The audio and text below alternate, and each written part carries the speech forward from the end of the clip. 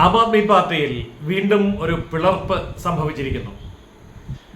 Delhi municipal councillor Mukesh ഗോയലിൻ്റെ നേതൃത്വത്തിൽ Delhi municipal കൗൺസിലിലുള്ള 15 കൗൺസിലർമാർ ആം ആദ്മി പാർട്ടിയിൽ നിന്നും രാജിവെച്ച് ഇന്ദ്രപ്രസ്ഥ വികാസ് പാർട്ടി രൂപീകരിച്ചു.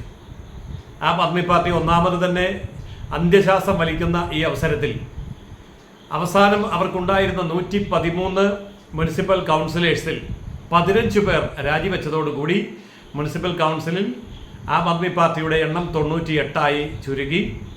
ഇന്ദ്രപ്രസ്ഥ വികാസ് പാർട്ടി 15 അംഗങ്ങൾ ഇപ്പോൾ ഉണ്ട്. അങ്ങനെ ആം ആദ്മി പാർട്ടിയിൽ വീണ്ടും ഒരു പിളർപ്പ് സംഭവിച്ചിരിക്കുകയാണ്.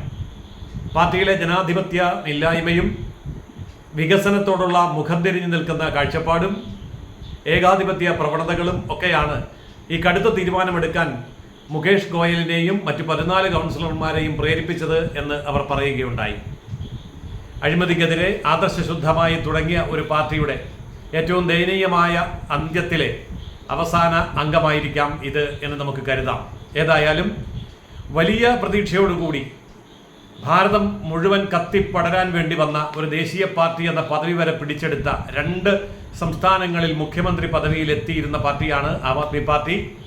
അഖിലേന്ത്യാ തലത്തിൽ എല്ലാ സംസ്ഥാനങ്ങളിലും യൂണിറ്റുകൾ രൂപീകരിക്കുകയും ഒരു വലിയ മൂവ്മെൻ്റായി തന്നെ മുന്നോട്ട് വരികയും ചെയ്ത ആം ആദ്മി പാർട്ടിയുടെ ഫണ്ടിംഗ് ഒക്കെ വിദേശമായിരുന്നു എന്നും വിദേശത്തെ തീവ്രവാദി സംഘടനകളുമായിട്ട് ബന്ധമുണ്ടായിരുന്നുവെന്നും ഒക്കെ തെളിവുകൾ പുറത്തു വരുന്ന ഈ സാഹചര്യത്തിൽ സ്വാഭാവികമായ അന്ത്യത്തിലേക്ക് അടുക്കുകയാണ് ആം ആദ്മി പാർട്ടി എന്ന് വ്യക്തമാണ്.